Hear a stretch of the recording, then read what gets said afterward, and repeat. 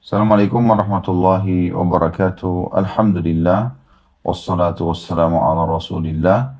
Segala puji dan puja kehadirat Allah subhanahu wa ta'ala, juga salawat dan taslim kepada Nabi besar Muhammad sallallahu alaihi wa ala alihi wa sahbihi wasallam.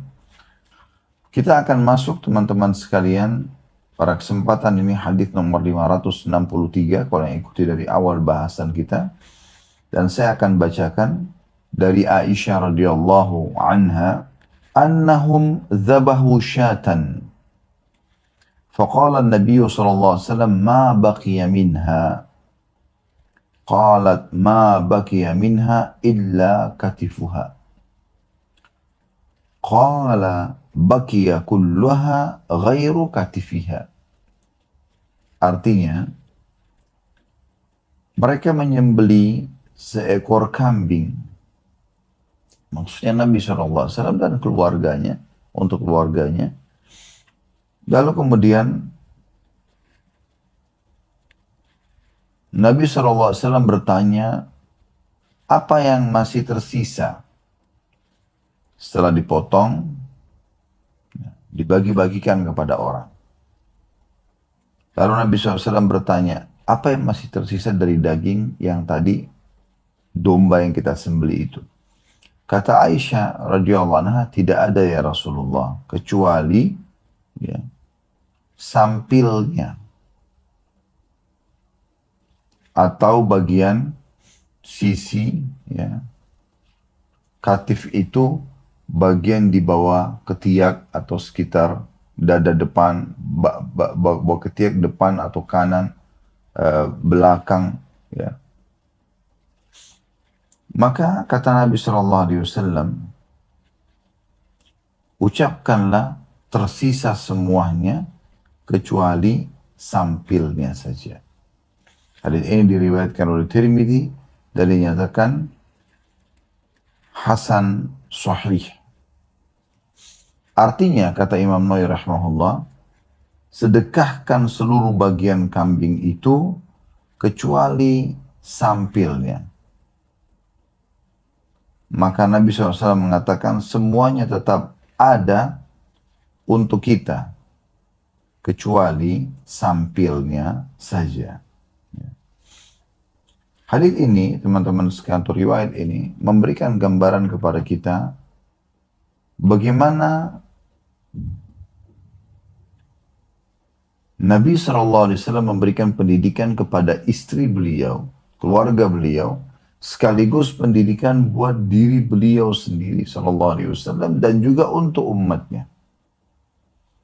Di mana Nabi SAW pada saat menyembelih seekor domba, lalu menyuruh keluarganya untuk atau istrinya untuk membagi domba tersebut kepada orang-orang. Dan dalam beberapa riwayat yang lain disebutkan, Aisyah radhiyallahu anha sengaja meninggalkan sampilnya tadi dengan tujuan memang itu yang disukai oleh Nabi SAW.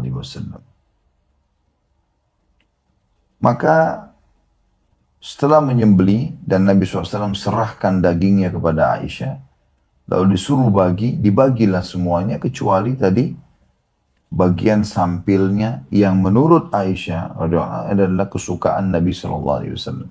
Beliau niatnya baik, ingin memasakkan untuk Nabi SAW makanan atau potongan daging kesukaannya. Namun Nabi SAW ingin memberikan pelajaran kepada Aisyah radhiyallahu anha dan kepada kita semua. Beliau mengatakan, apa yang tersisa dari kambing tersebut? Tujuannya sebenarnya bukan Nabi SAW ingin makan dari daging itu, bukan itu yang dimaksud. Tapi Nabi SAW ingin sebuah pesan yang ingin beliau sampaikan kepada Aisyah dan juga kepada kita umatnya. Beliau mengatakan apa yang tersisa dari kambing tadi, kata Aisyah, sampilnya. Maka Nabi SAW mengatakan, katakanlah tersisa semuanya kecuali sampilnya. Maksudnya, semua yang kamu sedekahkan itu, justru itu yang tersisa buat kita. Sementara yang sampil ini, yang rencana kita akan makan, itu akan habis. Maksudnya apa di sini? Sedekah yang dikeluarkan oleh seorang muslim dan muslimah, itu akan kekal. Tidak akan pernah habis. Itu akan kekal, tidak akan pernah habis. Kita coba korek mutiara dari hadis. Yang pertama adalah sifat dermawan Nabi Shallallahu Alaihi Wasallam.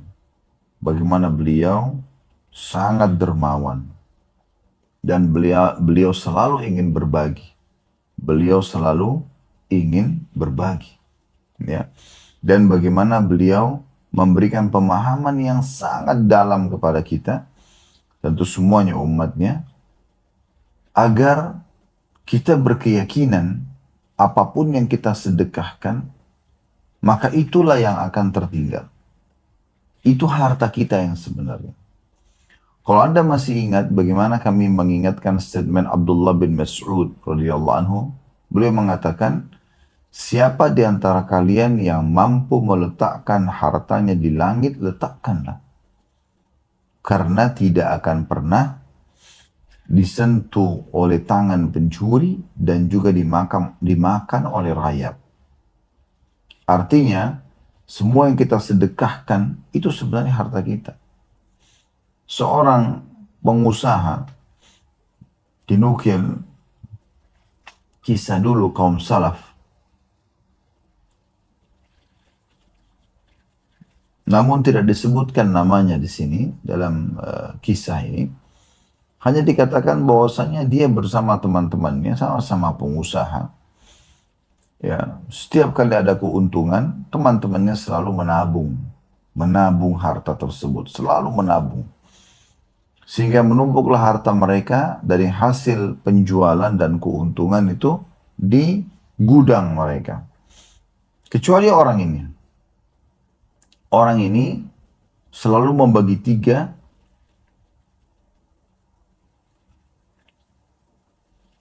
hartanya, membagi tiga hartanya. Sepertiga dari keuntungan dikembalikan untuk menambah modal, sepertiga disedekahkan, sepertiga lagi diberikan untuk kebutuhan keluarganya. Selalu begitu. Sehingga dia tidak pernah ada tabungan dalam tanda kutip mata manusia yang belum faham. Ya. Maka pada saat itu teman-temannya berkata, kenapa kau tidak menabung seperti kami? Yang kamu lakukan adalah semua hartamu habis. Habis dimakan oleh keluargamu, habis kau tambahkan ke modal, bahkan habis kamu sedekahkan. Kamu tidak sayang dengan hartamu. Maka dia pun berkata, dan ini yang harus difahami oleh setiap muslim. Ini tadi, kisah ini berhubungan sekali dengan atau ada relevansinya dengan hadis tadi yang baru kita bacakan. Maka berkatalah pada saat itu orang ini, sebenarnya yang tidak sayang hartanya adalah kalian. Karena kalian menghabiskan harta kalian di dunia. Walaupun kalian secara zahirnya, nampaknya penuh gudang-gudang kalian. Saya sangat sayang dengan harta saya. Saking saya sayangnya, maka saya membawa harta saya ke sana. Maksudnya ke akhirat. Dengan sedekah, seorang muslim harus memahami, berarti dia sedang mengantarkan hartanya menuju ke akhirat. Yang dia akan panen nantinya. Jadi jangan pernah ragu teman-teman sekalian untuk bersedekah. Dan jangan pernah memahami, kalau bersedekah itu ternyata menghilangkan harta. Masih ingat sabda Nabi SAW, "Ma naqasa malun min sadaqah." Tidak akan berkurang harta seorang hamba karena sedekah. Itu konsep dasar. Kalau kita masih selalu berfahaman seperti orang-orang kapitalis, ya, bahwasanya kalau kita keluarkan harta kita, maka berarti berkuranglah harta kita. Itu di mata mereka. Kalau di mata muslimin tidak seperti itu. Pasti yang dikeluarkan itu akan mendatangkan lebih banyak lagi nilai rezeki. Kalau Anda berbagi dengan orang lain misalnya. Plus lagi, ya, Anda juga akan panen berlipat balasannya nanti di akhirat. Berlipat balasannya nanti di akhirat. Ya. Kemudian pelajaran yang lain dari hadis yang bisa kita ambil adalah bagaimana boleh seseorang menyisipkan untuk dirinya sendiri.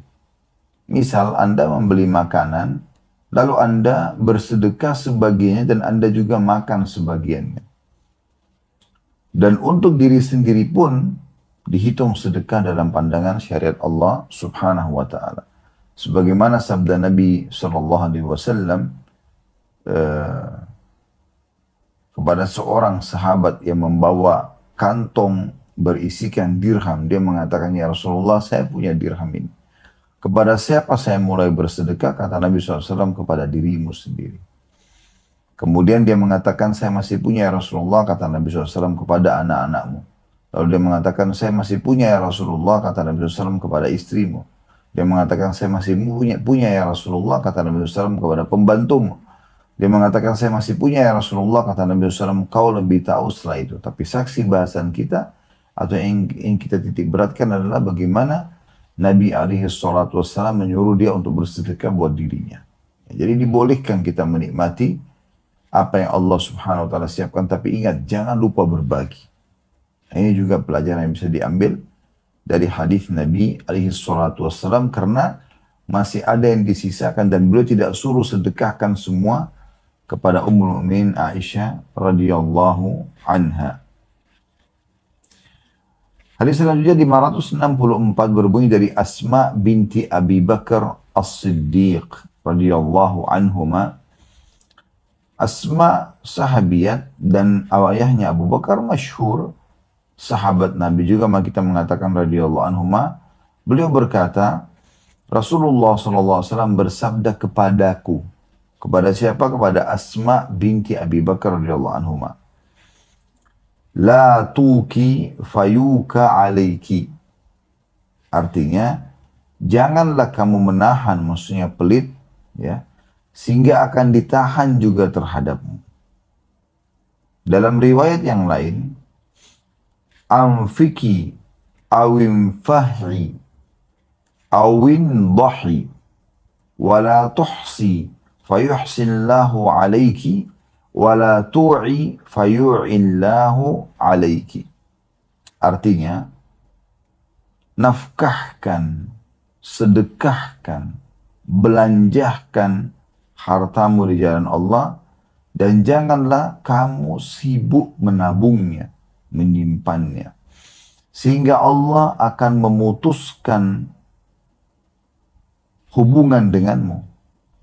Dan janganlah kamu menahan kelebihan hartamu, sehingga Allah juga menahan karunia-Nya terhadapmu. Jadi hadis ini, riwayat pesan ini, ya, riwayat ini mengisikan pesan yang sangat luar biasa tentang masalah sedekah. Bagaimana Nabi SAW menasihati Asma binti Abi Bakar radhiyallahu anhuma agar jangan pernah menahan harta. Jangan pernah ragu untuk bersedekah. Ingat firman Allah Subhanahu wa taala, ya. A'udzu billahi minasyaitonir rajim. Asy-syaitanu ya'idukumul faqra wa ya'murukum bil fahsya. Syaitan itu yang selalu menakut-nakuti kalian dan menyuruh kalian, ya, kepada perbuatan keji. Dan menakut-nakuti kalian dengan takut serta menyuruh kalian berbuat keji. Maksudnya perbuatan bakhil, pelit. Ya. Selalu saja kalau kita ingin bersedekah, ada orang minta tolong, ini benar nggak sih? Ya, dibisikin oleh syaitan seperti itu. Atau kalau saya bersedekah nanti kayaknya masih ada kebutuhan yang lebih mendesak, padahal sebenarnya depan matanya sekarang si fakir sedang mengulurkan tangannya misalnya. Atau sebuah yayasan, masjid, lembaga sedang memanggil agar bersedekah misalnya. Ya. atau ada kerabatnya memang yang sudah lama menghubungi dia dan pengen sekali agar dibantu karena butuh untuk pengobatan dirinya, pengobatan anaknya misalnya, atau pembayaran sekolah anaknya dan seterusnya. Maka syaitanlah yang membuat dia selalu merasa ya kekurangan. Merasa kalau berinfak ini akan kurang hartanya. Dan ini yang dibahas oleh Nabi alaihi salatu wassalam. Perhatikan baik-baik sabda Nabi SAW, la tuki fayuka alaiki. Jangan pernah kau menahan-nahan kalau mau bersedekah, karena akan ditahan juga karunia Allah kepadamu. Di riwayat yang kedua lebih jelas lagi, anfiki awinfahi awindahi. Nafkahkan, keluarkan, belanjakan, sedekahkan hartamu. Wala tuhsi fayuhsillahu alaiki. Dan jangan pernah kamu menyimpan, menahan-nahan harta itu, maka Allah pun akan memutus hubungan denganmu. Wala tu'i fayu'illahu alaiki. Dan janganlah kamu menahan kelebihan harta tersebut, maka Allah pun konsekuensinya akan menahan karunia-Nya kepadamu. Jadi ternyata mengeluarkan sedekah jauh lebih besar atau lebih besar peluangnya untuk mendatangkan rezeki dari Allah Subhanahu wa Ta'ala. Hanya saja sudah kami tidak beratkan, saudaraku seiman, jangan pernah berpikir kalau saya mengeluarkan sekarang 10.000 rupiah atau 100.000 rupiah, karena Allah menjanjikan akan membalas 10 kali lipat amal soleh, maka saya akan dapatkan ya langsung, kalau 100.000 jadi 1 juta misalnya. 1 juta jadi 10 juta, langsung 10 kali lipat. Bukan seperti itu. Sehingga banyak orang yang kecewa kadang-kadang. Dia kecewa untuk dirinya sendiri. Ya, bahwasanya dia kalau mengeluarkan uang, maka akan datang uang. Dia keluarkan makanan, akan datang makanan. Belum tentu. Mungkin Allah Subhanahu wa Ta'ala memberikan kita dari pintu-pintu rezeki yang lain.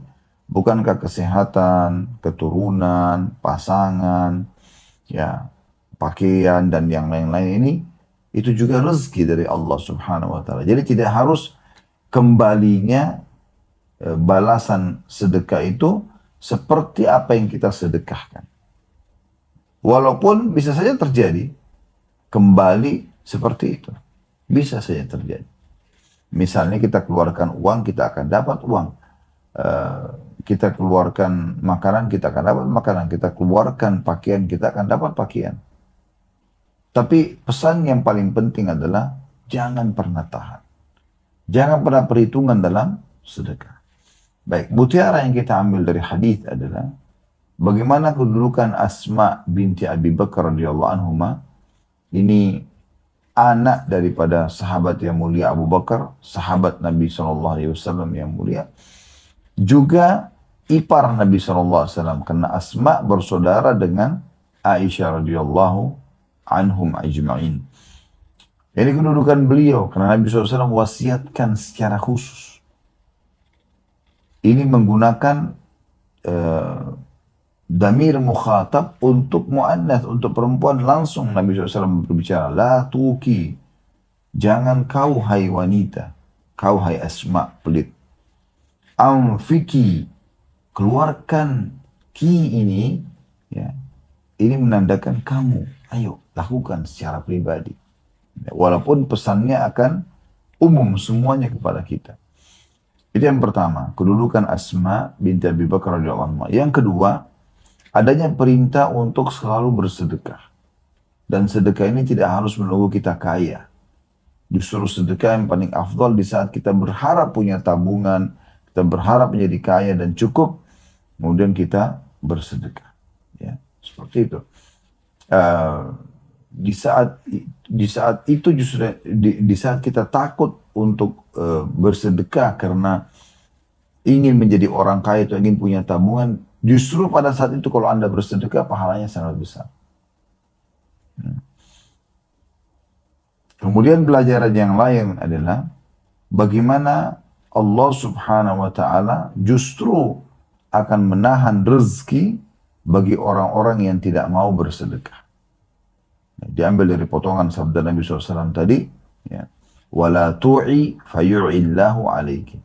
Jangan pernah kau tahan-tahan, maka Allah pun akan menahan karunia-Nya untuk. Baik teman-teman, kita masuk ke hadis 565 dari Abu Hurairah radhiyallahu anhu. Beliau berkata bahwasanya beliau mendengarkan Rasulullah sallallahu alaihi wasallam bersabda, "Mathalul bakhili wal munfiki kamathali rajulaini 'alaihima junnatan min hadid min thudiyihima ila tarakihima. فأما المنفق فلا ينفق إلا سبغت أو وفرت على جلده حتى تخفي بنانه وتعفو أثره. وأما البخيل فلا يريد أن ينفق شيئا إلا لزقت كل حلقة مكانها فهو يوسعها فلا تتسع atau fala tattasi'u. Terjemahannya, kata Nabi SAW, perumpamaan orang yang bakhil, pelit, dan orang yang suka bersedekah dengan hartanya atau dermawan adalah bagaikan dua orang yang memakai baju besi. Mulai dari dadahnya hingga tulang selangkanya. Adapun orang yang berinfak, maka setiap kali dia berinfak, baju itu mengembang menutupi kulitnya hingga menutupi jari jemarinya dan menutupi jejak langkahnya.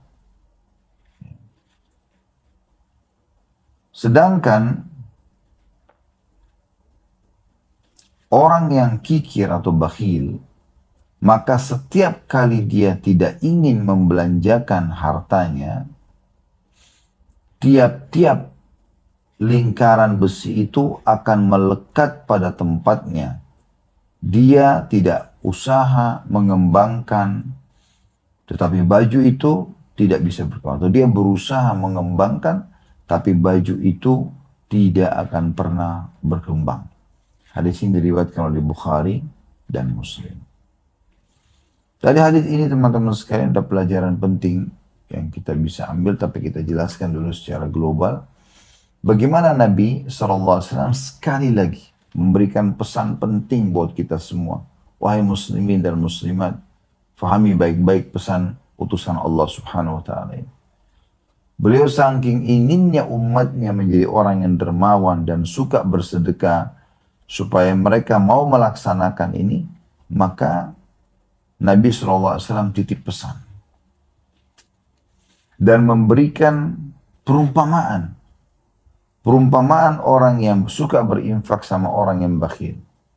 Kalau orang yang suka berinfak, maka seperti orang yang punya baju besi, kemudian baju besinya itu karena dia berinfak terus menutupi tubuhnya, ya, maka makin menutupi sampai ke jari jemarinya. Artinya dia akan aman dari serangan-serangan musuh atau dari mara bahaya. Sementara orang yang bakhil, dia coba mau mempaskan ke tubuhnya supaya tertutup seluruh anggota tubuhnya, maka tidak pernah bisa. Dan perumpamaan ini menunjukkan kepada kita bagaimana orang-orang yang bersedekah itu bisa selamat dari mara bahaya. Sementara orang yang bakhil justru dia sangat terancam. Ya, ini makna globalnya hadis. Dari hadis ini kita ambil pelajaran atau mutiara yang bisa kita tarik. Yang pertama, adanya perintah untuk sekali lagi dermawan, memberi. Saudaraku seiman, pesan memberi ini mahal sekali. Selalu disuruh memberi. Dan ingat, kami sudah membacakan surah Al-Baqarah dari ayat 262 sampai kurang lebih 276. Ya, kalau saya tidak salah ingat, 274. Ya. Maaf, bukan 276, 274 kurang lebih. Itu tentang masalah infak. Allah Subhanahu wa Ta'ala mengingatkan lebih dari 10 ayat berturut-turut itu. Dan diantaranya Allah subhanahu wa ta'ala mengingatkan, dan jangan kau berinfak dengan sesuatu yang kamu sendiri tidak akan mau menerima itu kalau diberikan kepadamu jenis yang sama, apakah pakaian, makanan, atau harta, ya, yang kamu sendiri tidak mau menerimanya kecuali dengan memincingkan mata. Kayaknya berat untuk menerimanya. Seperti makanan bekas, atau pakaian bekas yang sudah tidak layak pakai misalnya, baru mau diinfakkan. Coba teman-teman sekalian berikan yang terbaik. Ini resep sekali lagi. Berikan yang terbaik di jalan Allah subhanahu wa ta'ala. Allah juga akan memberikan yang terbaik untuk kita. Berikan saja. Infakkan saja. Seperti misalnya sudah sering kami kasih contoh, saya ingatkan kembali. Kalau Anda mampir misalnya di satu rumah makan, anggap rumah makan Padang yang masyhur di Indonesia misalnya. Anda makan enak sekali. Ikan tongkol misalnya, rendang, ayam, gulai, dan segala macam. Contoh misal. Atau Anda masuk ke restoran yang lain, bakso, gado-gado, pecel, apa saja makanan khas tradisional kita misalnya. Ya. Kita makan dan kita merasa puas sekali dengan cita rasanya gitu kan. Kemudian coba beli porsi yang sama, menu yang sama yang kita cocok, lalu kita berikan kepada tukang parkir di depan restoran tersebut, atau kita berikan kepada fakir miskin pinggir jalan yang mungkin mereka tidak pernah mau berpikir untuk membeli karena mahalnya harga makanan tersebut misalnya. Itu juga Anda kalau beli pakaian, coba Anda beli satu lagi yang lain, ya, semampu Anda, sedekahkan. Jadi apa yang Anda pakai, nilai yang sama sudah Anda sedekahkan. Dan sedekah ini lebih afdal kalau Anda yang menjemput bola, Anda yang bersedekah, dibandingkan Anda tunggu ada orang yang minta baru Anda memberikan kepadanya. Ya, ini poin yang harus kita pahami baik-baik dari hadis ini. Mutiara yang kedua adalah larangan untuk bakhil, larangan untuk pelit. Ya. Karena dia dikategorikan bakal Imam Az-Zahabi rahimahullah dalam kitab beliau Al-Kabair, al-bakhil adalah dosa besar. Kalau orang tidak mau menginfakkan sementara dia punya kemampuan, maka dia berdosa. Dan Allah akan pertanyakan harta yang sedang Allah amanahkan kepada dia itu.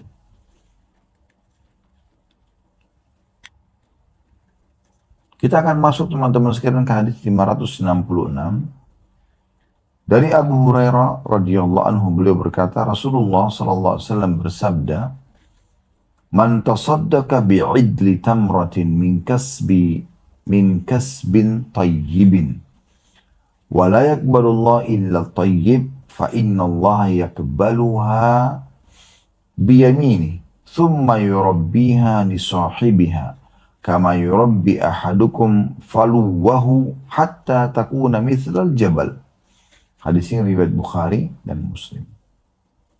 Artinya, barang siapa bersedekah, kata Nabi SAW, seharga sebutir kurma.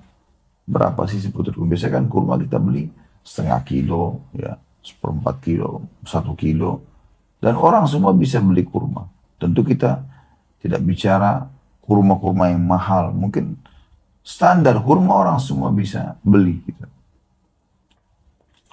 Kata Nabi SAW, barang siapa yang bersedekah seharga atau senilai sebutir kurma dari hasil usahanya yang halal, dan Allah tidak akan menerima kecuali yang halal saja, maka Allah akan menerimanya dengan tangan kanannya, kemudian dia Allah mengembangkannya untuk pemiliknya.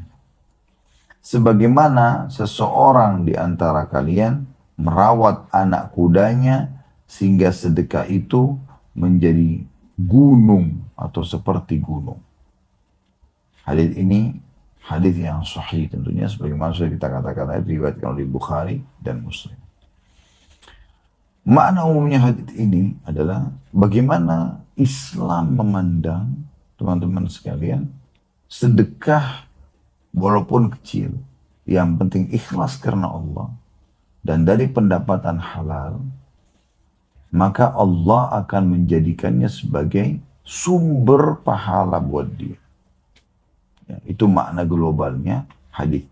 Kita coba masuk teman-teman sekalian ke mutiara hadis. Yang pertama, adanya perintah dari Nabi SAW sekali lagi untuk bersedekah.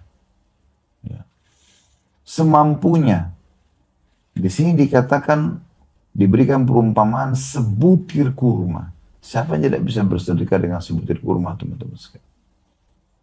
Kalau Anda miskin sekalipun Anda tidak punya, maka Anda bisa bersedekah dari yang disedekahkan oleh orang lain kepada Anda. Banyak di antara salafus saleh, mereka tidak mau menutup dirinya atau tidak mau mengharamkan dirinya mendapatkan pahala dari sedekah walaupun harus mensedekahkan apa yang telah dia terima dari orang lain. Jadi di sini ada motivasi untuk bersedekah walaupun hal yang sangat kecil. Mulai dengan hal yang kecil. Kemudian yang kedua, adanya penyampaian dari Nabi SAW, Allah tidak terima kecuali dari yang halal. Ini poin penting sekali. Ada banyak orang suka memberi, tapi dari uang haram, itu hanya menambah dosa buat dia. Seperti misalnya, dari hasil korupsi, manipulasi. Ada orang korupsi di kantornya. Lalu dia mentraktir teman-temannya. Sebenarnya perbuatan traktir teman-teman adalah perbuatan yang sangat baik. Tapi subhanallah, dia dari sesuatu atau sumber yang haram. Maka menjadi dosa buat dia. Atau dari hasil korupsi, hasil manipulasi data segala macam, umroh dan haji misalnya. Baik untuk dirinya atau orang tuanya atau siapa saja yang dia berikan. Misalnya. Maka ini menjadi haram buat dia. Karena Allah tidak akan terima. Dalam riwayat lain, Inna Allah tayyibun la yaqbalu illa tayyiba. Allah itu suci, bersih, sempurna, tidak akan terima kecuali seperti itu. Pelajaran yang ketiga yang bisa kita ambil adalah bagaimana siapapun yang bersedekah, maka dia ikhlas karena Allah dari pendapatan halal, Allah akan terima. Dan tidak boleh ragu dengan diterimanya amal kita yang sudah kita kerjakan. Yang penting kita mengikuti syarat dan tata caranya. Tidak boleh ragu. Kita khawatir jangan sampai amal kita ini tidak diterima dengan tujuan supaya kita mendapatkan harta, supaya kita lebih termotivasi menjaga kualitas ibadah kita. Itu baik. Itu masuk dalam bab khauf. Takut kepada Allah SWT. Dan takut amal solehnya belum diterima oleh Allah SWT. Tapi bukan ragu. Keraguan tidak boleh. Kita harus yakin. Kalau Anda kerja di satu perusahaan dan Anda yakin di perusahaan itu, kalau Anda bekerja, Anda akan terima gaji di akhir bulan. Karena Anda pikir pemilik perusahaan tersebut adalah orang yang jujur, pasti akan memberikan hak saya. Bagaimana dengan Allah Azza wa Jalla? Allah yang maha mulia dan maha tinggi pasti akan lebih memenuhi janjinya. Dan Allah sudah memastikan dalam firman-Nya dan banyak ayat Al-Quran membicarakan masalah itu. Inna Allah la yukhliful mi'ad. Allah tidak akan pungkiri janjinya. Wa man asdaqu minallahi qila. Siapa lebih jujur ya, dalam pernyataan daripada Allah. Jadi kita harus yakin. Dan apa yang kami sampaikan ini dijelaskan dari potongan hadis Nabi SAW, فَإِنَّ اللَّهَ يَقْبَلُهَا بِيَمِينِ. Allah akan terima apa yang disedekahkan ikhlas karenanya. Kemudian pelajaran yang lain yang keempat yang bisa kita ambil adalah potongan hadis Nabi SAW, potongan dari hadis Nabi SAW, ثُمَّ يُرَبِّيهَا لِصَاحِبِهَا. Kemudian akan Allah akan menjaga, mengembangkan untuk pemiliknya. Jadi ternyata apa yang kita infakkan jalan Allah SWT itu Allah bukan cuma terima sebagai amal soleh. Kalau itu saya sudah cukup. Ini tidak, subhanallah. Ditambah lagi, gitu kan. Allah Subhanahu wa ta'ala akan mengembangkannya. Sudah pernah kita bacakan hadis di pertemuan-pertemuan yang lalu. Bagaimana Nabi SAW menggambarkan apapun yang diinfakkan di jalan Allah, maka Allah akan belikan, ya, Allah akan terima dengan tangan kanannya, kemudian Allah akan, ya, tanam ibaratnya seperti satu biji, ya, bibit yang ditanam kemudian akan mengeluarkan 7, ya, bulir, kemudian di setiap bulir itu ada juga, ya, 100 lagi, ya, biji-bijian gitu. Nah ini besar sekali keutamaannya. Artinya bisa berlipat-lipat ganda apa yang kita sedekahkan tadi. Maka jangan pernah menganggap remeh pemberian walaupun sedikit. Sebagaimana sabda Nabi SAW, la tahqiranna minal ma'rufi syai'a. Pelajaran yang kelima dari hadis adalah yang bisa diambil, bagaimana besarnya karunia Allah Subhanahu wa ta'ala. Karena apa yang kita infakkan tadi diberikan perumpamaan di sini, kama yurabbi ahadukum faluwahu hatta takuna mithral jabal. Allah akan menerima dan memelihara atau mengembangkan apa yang diinfakkan itu untuk pemiliknya, sebagaimana seseorang di antara kalian merawat anak kudanya. Ada yang jadi besar kuda tersebut, kemudian kuda itu produktif, ya, bisa dipakai jasanya, bisa mengembang, punya keturunan banyak dan seterusnya. Kemudian pelajaran yang terakhir adalah Allah Subhanahu wa ta'ala, ya, disebutkan di sini akan menerima dengan tangan kanannya.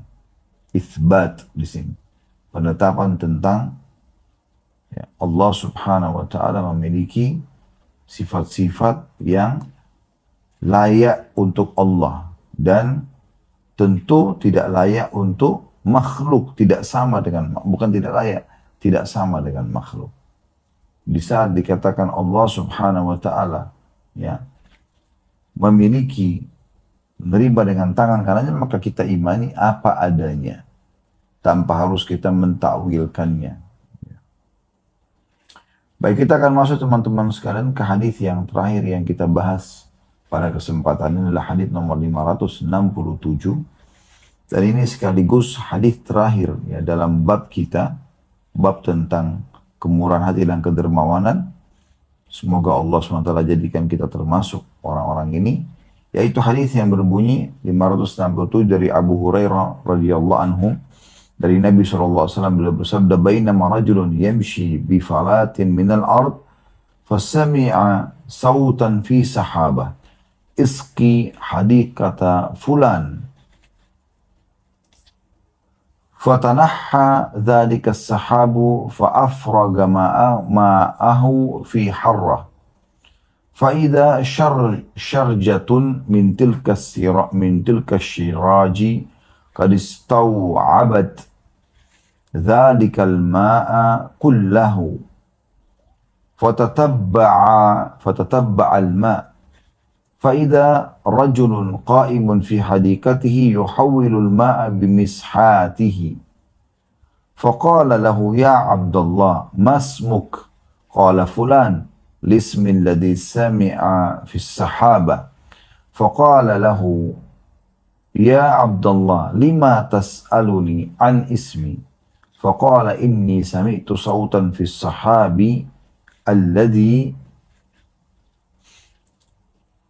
ma'uhu yakunu isqi hadikata fulanin lismika fama tasna'u fiha faqala ama idha qulta hadha fa inni anzuru ila ma yakhruju minha fa atasaddaqu bi thuluthihi wa akulu ana wa iyali thuluthan wa aruddu fiha thuluthahu. Artinya, sebelum terjemahan hadis sahih riwayat Imam Muslim, terjemahannya adalah kata Nabi SAW, ketika seseorang laki-laki sedang berjalan di padang luas yang tandus, ya, padang pasir yang tandus sekali, tiba-tiba dia mendengar suara dari arah awan, siramilah kebun fulan, Maka awan itu menepi, menumpahkan airnya di tanah bebatuan hitam. Ternyata ada salah satu saluran air dari saluran-saluran itu yang telah penuh dengan air, maka dia menelusuri air itu, ternyata ada ya, secangkulnya.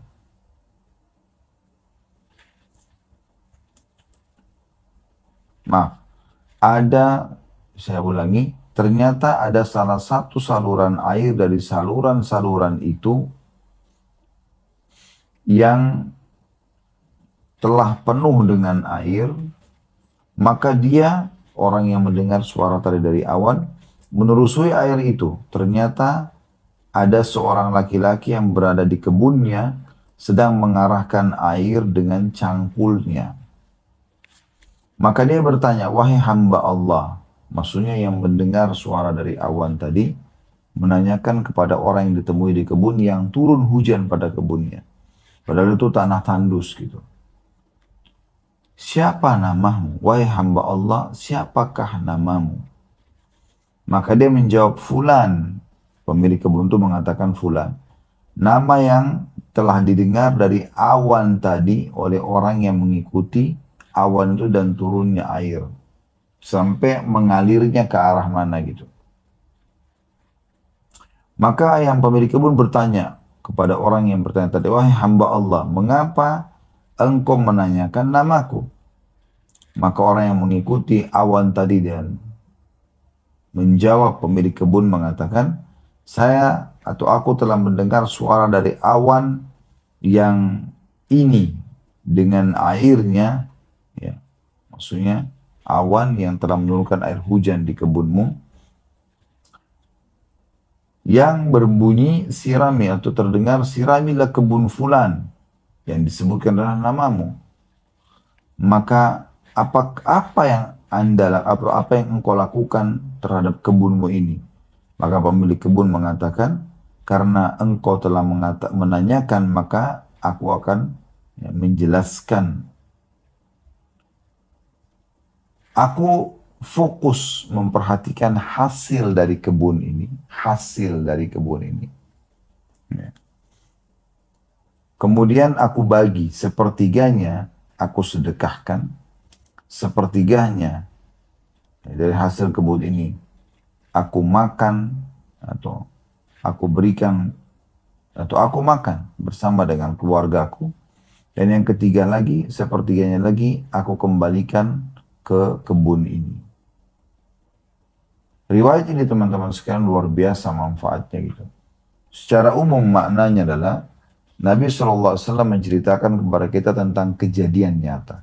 Yaitu ada seseorang tiba-tiba pada saat dia lagi jalan di satu tanah tandus, ya. Kemudian dia mendengar ada awan lewat di atas kepala, dan awan kita tahu cukup jauh. Subhanallah, tapi Allah mudahkan dia mendengar ada suara dari awan itu. Mengarahlah ke kebunnya si Fulan, disebutkan nama seseorang. Lalu tuangkan air di sana. Karena penasaran, orang ini yang mendengar suara itu lalu mengikuti awan tersebut. Lalu awan itu menuangkan airnya di saluran air, yang saluran itu mengalir ke kebun seseorang. Maka dia pun menelusuri sampai dia temukan pemilik kebun itu yang sedang mengatur air yang mengalir itu ke seluruh kebunnya. Lalu kemudian karena penasaran dia tanya pemilik kebun itu, siapa kamu? Namamu siapa? Dia mengatakan, namaku si Fulan. Ternyata nama ini persis seperti apa yang disebutkan dan didengarkan tadi dari awan itu. Maka pemilik kebun lalu bertanya, kenapa kau tanya namaku? Kata orang tersebut, saya menanyakan karena memang ya saya mendengarkan suara dari awan mengatakan turunkan air hujan ke kebun si Fulan, disebutkan namamu. Apa yang kau lakukan dengan kebunmu? Maka pemilik kebun mengatakan, saya telah membagi hasilnya menjadi 3. Kalau itu yang kau tanyakan, maka aku membagi menjadi 3. Sepertiganya yang paling pertama sedekah. Ya, ini semoga Allah mudahkan kita mengamalkannya. Pendapatan berapapun kita sedekahkan sepertiganya. Sepertiganya lagi, ya, itu aku makan dengan keluargaku. istri dan anak, sepertiga lagi aku kembalikan modal untuk ya usaha ini atau kebun ini. Ini makna umumnya hadis. Dari hadis ini kita ambil pelajaran teman-teman sekalian. Yang pertama adalah bagaimana ya Nabi SAW menggambarkan atau menyampaikan kisah yang nyata terjadi tentang keutamaan orang yang bersedekah. Ini kisah nyatanya. Ya. Ternyata di sebuah tanah tandus pun bisa mendapatkan air. Apa maknanya ini? Pesannya apa? Artinya dengan sedekah Anda bisa mendapatkan banyak hal. Banyak hal. Sedekah saja. Sedekah saja. Bukan hanya mendapatkan rezeki, bahkan bisa selamat dari mara bahaya. Ya. Pelajaran yang kedua dari hadis ya, adalah bagaimana Allah Subhanahu wa Ta'ala memang Maha Kuasa, bisa memperdengarkan untuk atau kepada sebagian hambanya suara seperti yang didengarkan dari awan, gitu kan? Dan untuk membuktikan kemahabesarannya. Jadi cukup banyak untuk kemahabesaran Allah di alam semesta ini bisa kita lihat nampak nyata gitu ya. Untuk menunjukkan tentang keberadaan Allah Subhanahu wa Ta'ala. Kemudian pelajaran yang terakhir teman-teman sekalian, ada anjuran dalam hadis ini untuk membagi pendapatan kita menjadi 3 bagian. Sepertiganya kita sedekah secara umum, sepertiganya kita berikan kepada keluarga, sepertiga kita kembalikan lagi ke modal usaha kita. Nah, ini berarti menandakan porsi daripada sedekah itu bukan ala kadarnya, tapi memang diberikan porsi yang sesuai dengan porsi yang biasa kita gunakan untuk kebutuhan dasar kita. Ya, Allahu a'lam. Ini bahasan kita insya Allah, dan dengan ini kita sudah menutup bab ke-60 tentang bab kemurahan hati dan kedermawanan, dan insya Allah semoga Allah mudahkan kita mengamalkan ini, dan kedepannya kita akan masuk ke bab 61, justru lawannya bab ancaman dan larangan bakhil dan kikir. Begitu saja teman-teman sekalian, kalau ada benar dari Allah Subhanahu wa Ta'ala, kalau ada salah dari saya mohon doakan. Subhanakallahumma bihamdika asyhadu an la ilaha illa anta astaghfiruka wa atubu ilaik. Assalamualaikum warahmatullahi